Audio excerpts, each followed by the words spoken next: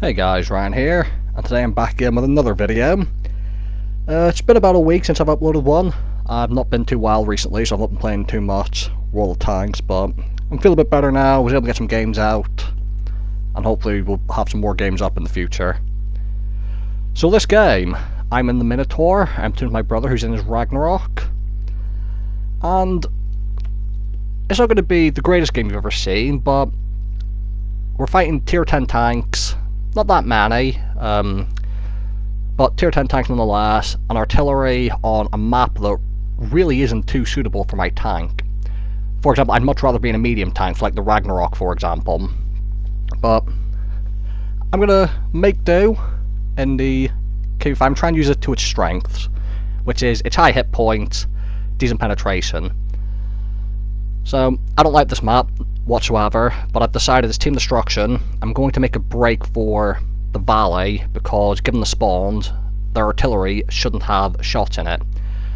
In regular game mode, the artillery usually spawns either side of the valley, the team spawns either side of the valley, and they just aim down it and shoot at you if you try going there. So keep opening the map, checking it, seeing where the team's going. I'm going to drop into the valley alongside these tier 10s. What you're going to see when I get down here is I'm going to wait for a moment and see where the team is going.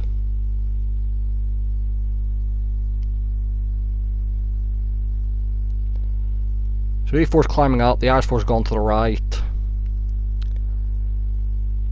My brother's down to the left here, and we have our light tanks over this side of the maps. I've decided I'm going to go down to the side of the map where our light tanks are at, because I don't want to get surprised by anyone, and hopefully with them on this side of the map, I won't be surprised. So see, I'm waiting here just in case someone's pushing down this flank, and my brother decides he's off to go have a look.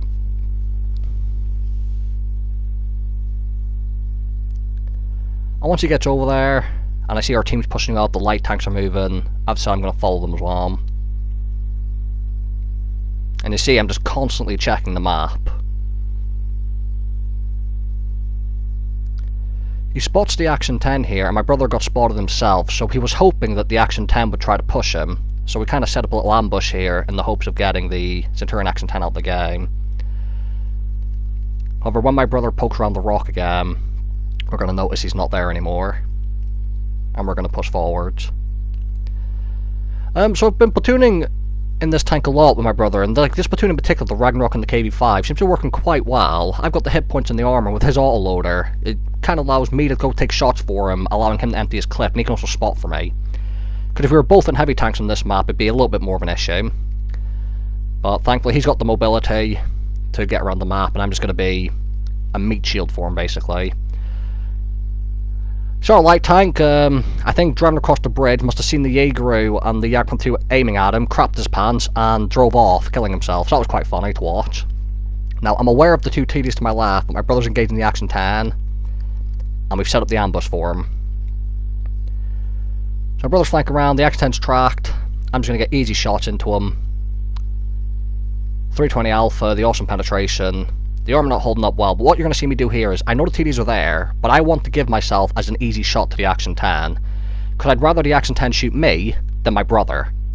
Because the KV5 has the highest amount of hit points of any tier 8 tank in the game, so I might as well use them, especially in those tier 10 games. So we get rid of the Action 10, I see the already firing at me, and I know it's an autoloader, so you'll see I instantly repair my tracks. And you'll see the second shot coming in, and that's why. The autoloader artillery has a 6-second interclip reload, so even if you've got a good repair crew and track mechanic, it will probably be able to get a second shot at you just after your tracks repair, so unfortunately had to use a repair kit there. Now the Jaeger's in front of me, he's slightly angled, and anyone who's fought a German tank like the E75, E100, you know the German lower plates are relatively hard to penetrate, and I've just bounced there. But thankfully this KV5, because it has the KV4 gun, means it has an excellent 289 APCR pen, and I said it before in my first impressions video, and I can't get over it. By the way, our T-57 Heavy tanks just killed himself as well, so that's our light tank and our T-57 Heavy just killed himself. The premium rounds in this tank, I cannot overstate how amazing they are for being a tier 8 tank. Most tier 8 heavies have about 260 penetration, so having this 289 really comes in handy. Now, I've seen on the mini-map that there's no teammates behind me, so now I want to get rid of the aggro and start turning around because I'm worried that the enemies are going to be behind me any moment now. And as I start turning around, the enemy light tank gets spotted. Now, you're going to see I'm trying to get shots in.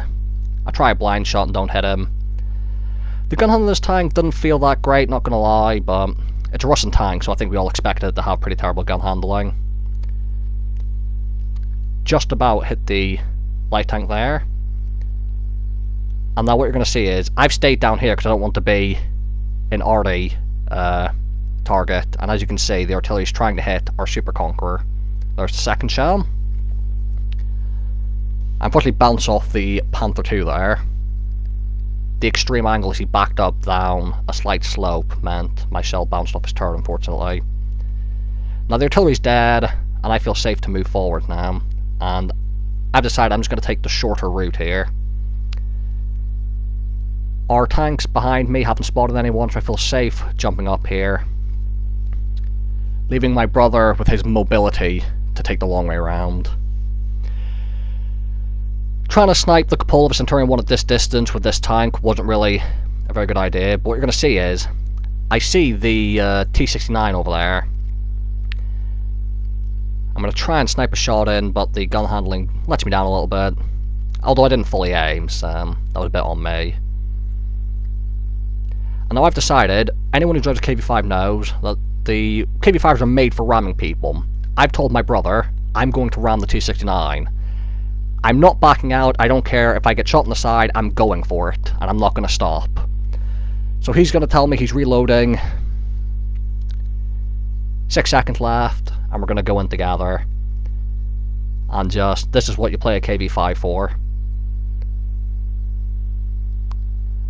I've actually gotten a lot of ram kills in this thing, including many ram kills in games not really worth showing, so what I'm going to start doing is, I'm going to start saving the replays, and I might actually in the future make a ramming montage of all the ram kills I got in the Minotaur in the games that weren't really worth showing in their entirety. So my brother picks up the Centurion 1, and at this point it's just about cleaning up really. 2 tier 10 TDs, the Badger's the one right at the edge of the map, didn't make himself useful the entire time, and right here seems on the map, making sure all the enemies are there, and this is it. So this game I've done 2,990 damage, block 790, and just a tiny bit of assistance, and you'll see it's not the greatest game ever, but as a tier 8 tank fighting against tier 10s, I used my tank's strengths to its advantage, which was the health pool against the Centurion Action 10. I was quite happy to let myself get shot at, to sacrifice hit points. A lot of people don't want to lose hit points even when they're on full health, or if their teammate in front of them is a one-shot, and what you have to remember is it's a team game. So if you've got full health and you can take a shot, and it means you're going to be able to kill the enemy without losing anyone on your team, do it. Like, there's nothing wrong with that. In fact, it's the right thing to do. Your tank has a lot of hit points for a reason. If you've saved them, make sure you've saved them for a reason. There's no point saving your hit points for no reason. Now, unfortunately, this game, I'm not actually going to get anything else done here. Even though the KV5 is a pretty fast, heavy tank, this map is just way too large, and the enemies were just too far away.